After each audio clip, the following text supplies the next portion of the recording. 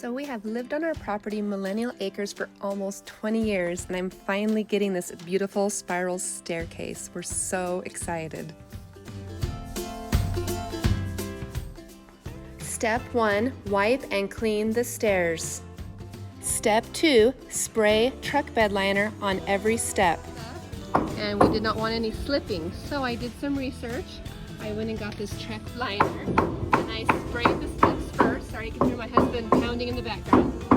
I sprayed it with the truck bed liner, just like this, before the sand was on it. And I should have showed you that stuff earlier, but I didn't think about it until it was too late.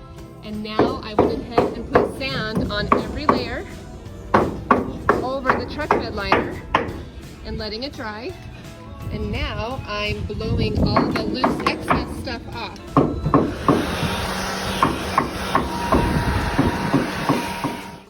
So now that we got the whole spiral staircase covered in sand, I'm going one more last time, blowing it off. It was just black and shiny by itself, but it was super slippery. So I'm getting all the excess sand and top stuff from the truck bed liner. I'm spraying it off. I know it doesn't look pretty yet. I don't think it's meant to look pretty, but it'll look nice when we're all done. So, all the excess sand taken off.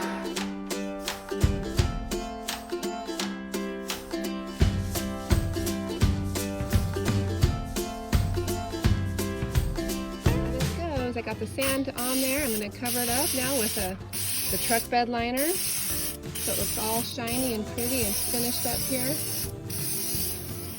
May not look perfectly beautiful, but it works. It's going to not be the treads that come up all the time and trip you, because that's what I'm afraid of. So we got sand and truck bed liner. That's the only ingredients.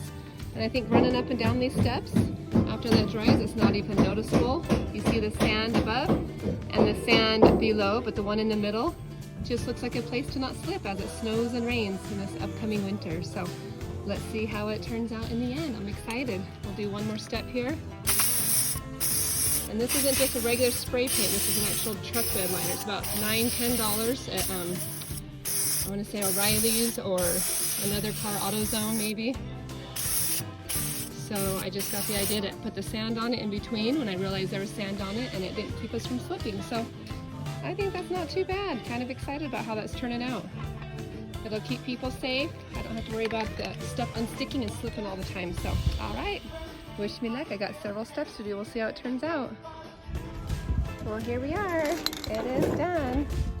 I might do another coat in the next day or two, because it does take 24 to 48 hours to completely dry, even up to 72 hours to be completely solid. So it's a nice rubber texture over the rocks, and it should keep us from slipping. So awesome, awesome.